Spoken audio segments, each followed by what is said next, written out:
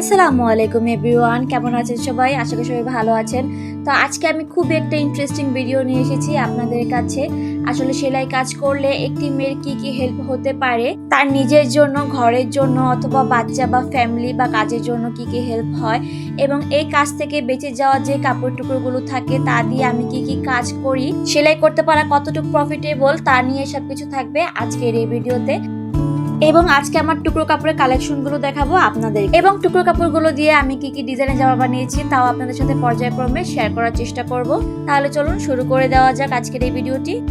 এখানে আমি যে কাপড়গুলো জমিয়েছি আমার নিজের কিছু কাজের জন্য অথবা আশফিয়ার জামা বানানোর জন্য, সেই কাপড়গুলোই আপনাদেরকে দেখানোর চেষ্টা করব। এছাড়া কিন্তু আমার ঘরে আরও অনেক কাপড় আছে, তো সব কাপড় দেখানো পসিবল না।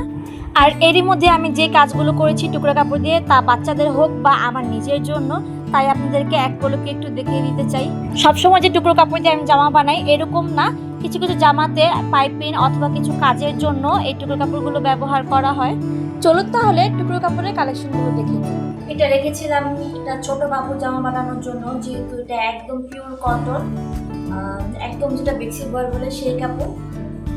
তো এরকম ছোট বাবুর নেই আমাদের, আসবে তো বড় হয়ে গেছে আপনারা জানেনই। তো এই ছোট টুকরা দিয়ে তো আসবে জামা হবে না, যদি কোনো আশেপাশে আমার থাকে তার বাচ্চা হয়েছে ছোট বেবি গার্ল, তো তার জন্য এটা দিয়ে আমি ড্রেস বানাতে পারবো জন্য রেখেছিলাম। আর এটার সাথে ম্যাচিং আছে এরকম কিছু কাপড়, যেমন এই যে এগুলো, এটা হচ্ছে এক কালার কাপড়, এটা হচ্ছে আমার জামার কাপড়, ছয়টা বাইরের মানুষের না, এটা আমার। এই কাপড়ের প্রিন্টটা খুব সুন্দর এবং কালারটা খুব সুন্দর ছিল।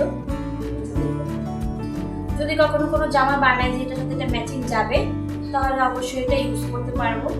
এখানে আরেকটা কাপড় হচ্ছে এইটা, এগুলো সব কামিজের সাইড কাপড়। আর এই কামিজের সাইড কাপড়গুলো দিয়ে ছোট বেবিদের জন্য সুন্দর সুন্দর জামা বানানো যায়। বাট আশফিয়া যেহেতু একটু বড় হয়ে গিয়েছে, আশফিয়ার জন্য তেমন একটা জামা বানানো যায় না এখন এই কাপড়গুলো দিয়ে। বাট দেখুন এটা প্রিন্টটা খুব সুন্দর এবং খুবই কালারফুল, দেখতে খুব ক্লাসি লাগছে। আর এখানে মোট 3টা টুকরা আছে, আরেকটা আছে হাফ। ইনশাআল্লাহ দেখি এটা দিয়ে কিছু বানানো যেতে পারে, আমি চেষ্টা করবো বানানোর।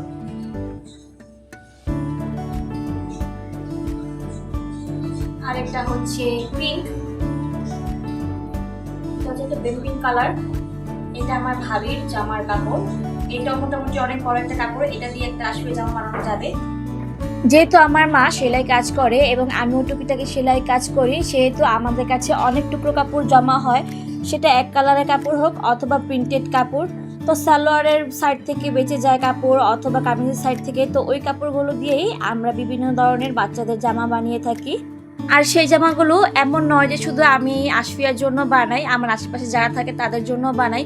কিছু কাস্টমার আপু আছে যারা আমাকে বলে যে আপু আপনি একটা জামা বানিয়ে দিয়েন, আমি তার মজুরি আপনাকে দিয়ে দিব।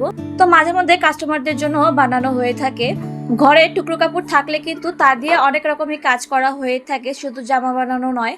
টুকরো কাপড়গুলো দিয়ে মাঝে মধ্যে টেবিলে দেওয়া যায় অথবা টেবিল মেট বানানো যায়, কুশন কভার বানানো যায়। ঘরের পরিষ্কার অথবা ফার্নিচার পরিষ্কারের ক্ষেত্রেও কিন্তু এই টুকরো কাপড়গুলো ব্যবহার করা হয়ে থাকে। ভিডিওতে এখানে আমি কিছু এক কালারের কাপড় দেখাচ্ছিলাম আপনাদেরকে, এগুলো সব সালোয়ার থেকে বেঁচে যাওয়া টুকরো কাপড়গুলো। বিশেষত এক কালার কাপড় দিয়ে সালোয়ারই বানানো হয়ে থাকে আমাদের দেশে। টুকরো কাপড় দিয়ে ছোট থেকে আশফিয়ার জন্য কি কি ড্রেস আমি বানিয়েছি তার কিছু ছবি আপনাদেরকে পর্যায়ক্রমে দেখিয়ে দিব। এবং এখন কিছু কথা বলতে চাই, অনলাইনে এখন আমরা অনেকেই দেখতে পাই যে প্যাচওয়ার্কের কাজগুলো, এই প্যাচওয়ার্কের কাজগুলো কিন্তু এই টুকরো কাপড় দিয়ে করা যায়। আর অনলাইনে প্যাচওয়ার্কের কাজগুলোর কিন্তু অনেক প্রাইস, আর এগুলো খুবই ডিমান্ডফুল একটা কাজ, যেহেতু এটা সম্পূর্ণ হাতে করা হয়ে থাকে। আর আমরা সবাই জানি বাংলাদেশে হাতের কাজের অনেক মূল্য, বাংলাদেশ হোক বা দেশের বাইরে সব জায়গায় হাতের কাজের কিন্তু অনেক মূল্য। তো প্যাচওয়ার্কের আমি কিছু কাজ করেছিলাম, সবগুলো ফুটেজ আমার কাছে নেই, তো এইটা আছে, এটা দেখিয়ে দিই। এটা এখনো সম্পূর্ণ হয়নি। এইটা কিছুটা আমি টেবিল রানারের মতো করে বানানোর চেষ্টা করেছি, তো এটা সম্পূর্ণ হয়ে গেলে এটা আপনাদের সাথে অবশ্যই শেয়ার করার চেষ্টা করব। আর যারা এইরকম প্যাচওয়ার্কের কাজ আমার কাছ থেকে দেখতে চান অবশ্যই কমেন্ট করে জানাবেন। আর আপনারা যদি এই প্যাচওয়ার্কের কোনো কিছু কাস্টমাইজ করে আমার কাছ থেকে নিতে চান অবশ্যই আমার সাথে আমার ইউটিউব চ্যানেলে অথবা আমার ফেসবুক পেজে। তাহলে এখন সেলাই কাজ নিয়ে কতটুকু আমাদের লাভ হয় বা প্রফিটেবল সেটা ডিসকাস করা যাক। সেলাই কাজ করলে কিন্তু আপনার শুধু একটা সেলাই মেশিন থাকলে জাস্ট এনাফ, আপনার তেমন কোনো খরচ নেই। সেলাই কাজ করলে আপনার শ্রম দিতে হবে, আর সেই শ্রমেরই মজুরি এটা।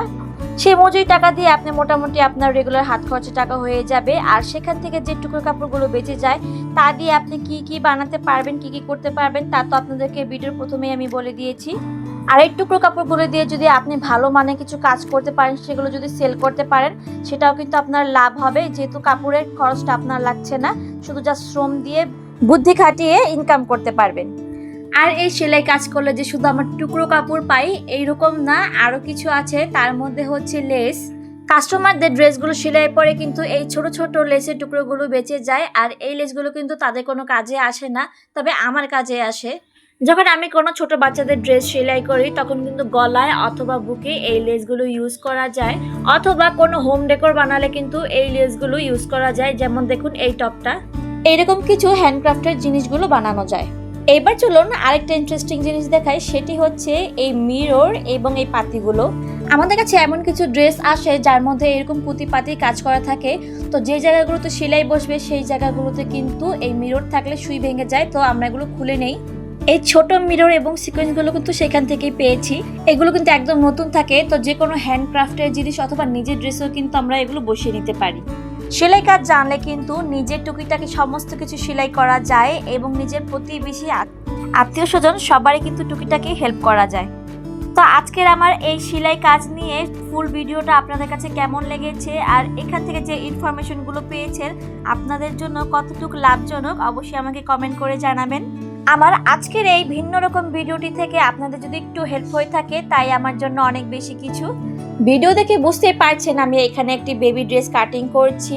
এটা পায়জামা এবং কামিজের একটি সেট হবে। তো এই কোঅর্ড সিস্টেমের বেবি ড্রেসটি নিয়ে আমি খুব শীঘ্রই আসছি। ততক্ষণ পর্যন্ত আমার চ্যানেলটি সাবস্ক্রাইব করে রাখবেন এবং বেল আইকনটি প্রেস করে রাখবেন রেগুলার ভিডিও পাওয়ার জন্য। আজকের জন্য এখানে আল্লাহ হাফেজ।